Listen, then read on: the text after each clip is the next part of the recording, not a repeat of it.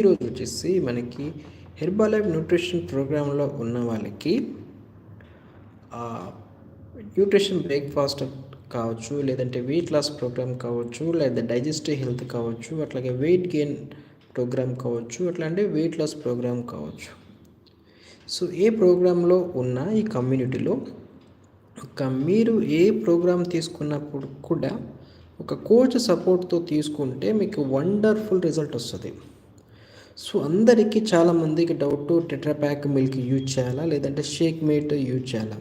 So చాలామంది ఏంటంటే cost వైజ్గా ఆలోచించి టెట్రాప్యాక్ తీసుకుంటే బెటర్ కదా, సో అవుట్ సైడ్ మిల్క్ తీసుకుంటే బెటర్ కదా, సో షేక్ మేట్ ప్లేస్లో అని కొంతమంది అనుకుంటుంటారు.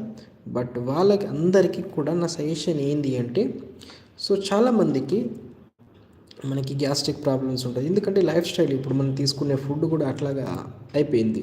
సో దానివల్ల ఏమవుతుందంటే తీసుకునే ఫుడ్ వల్ల కొంతమందికి ఇండైజెషన్ ప్రాబ్లమ్స్, అట్లాగే వాళ్ళ సరిగా వాటర్ సరిగా తీసుకోక, లైఫ్ స్టైల్ హ్యాబిట్స్ కరెక్ట్ సరిగా లేక వాళ్ళందరికీ కొంత గ్యాస్ట్రిక్ సమస్యలు ఉన్నాయి. అంటే జీర్ణ వ్యవస్థ సమస్యలు ప్రాబ్లం చాలామందికి ఉంది. వాళ్ళకి ఏంటంటే టెట్రాప్యాక్ మిల్క్లో ఈ షేక్ కొంతమందికి కాన్స్టిపేషన్ ప్రాబ్లం రావచ్చు, వేడి అయిపోవచ్చు.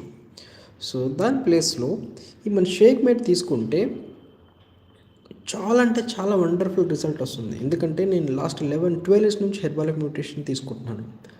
సో ఆ మిల్క్ నేను ఇచ్చిన వాళ్ళకి కొంత ఫేస్ చేశాను.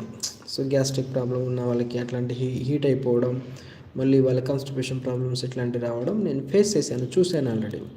సో ఇది ఇచ్చినప్పటి నుంచి అట్లాంటి ప్రాబ్లమ్స్ ఫేస్ చేయట్లేదు. కాబట్టి అందరికీ ఇది మంచి న్యూట్రిషన్.